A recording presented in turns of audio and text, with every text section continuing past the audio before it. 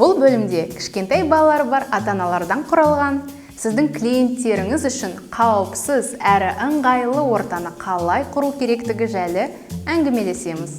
Баланың ата-анасына бағдарды, қашықтықты, жолға кететін уақытты алдын ала жоспарлап алған өте маңызды.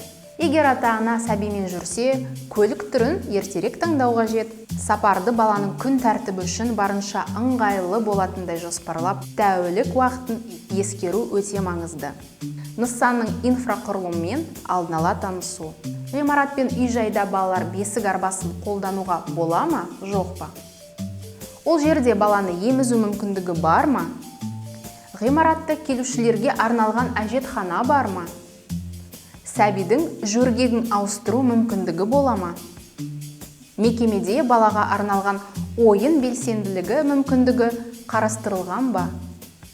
Үй-жайда қауіп нысандар, мысалы қоршалмаған баспалдақ ойықтары, ашық кіреберіс есіктері және тағы басқа бар ма?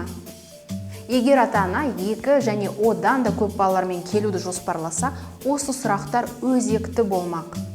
Себебі кішкентай балалар өте белсенді болып келеді. Ал егер ата-ана ресми мекемеге бармақшы болса, жинақы әрі зейінді болу тиіс. Кез келген ата-анаға қойылатын келесі маңызды сұрақ. Сапар барынша ыңғайлы әрі қауіпсіз болу үшін қандай көлік түрін пайдаланған жөн? Ең кішкентай клиенттер үшін ыңғайлы логистиканы түрлі тәсілдермен ұйымдастыруға болады. Мысалы, ең креативті шешімдердің бірі бұл сіздің компанияңыздың атынан бустер, автокресло, автобесік баласы бар клиенттер үшін жеңілдік купондары мен тағы басқаларды ұсынатын такси қызметтерімен серіктестік құру.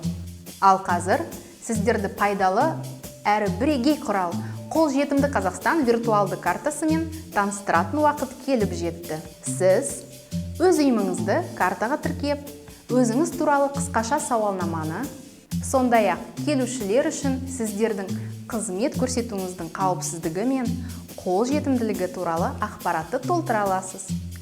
Карта www.doskaz.kz сайтында ашық қолдануға қолжетімді. Картаны дұрыс пайдалану туралы ақпаратты сіз біздің бейне ролигімізден біле аласыз. Экранға назар аударыңыз.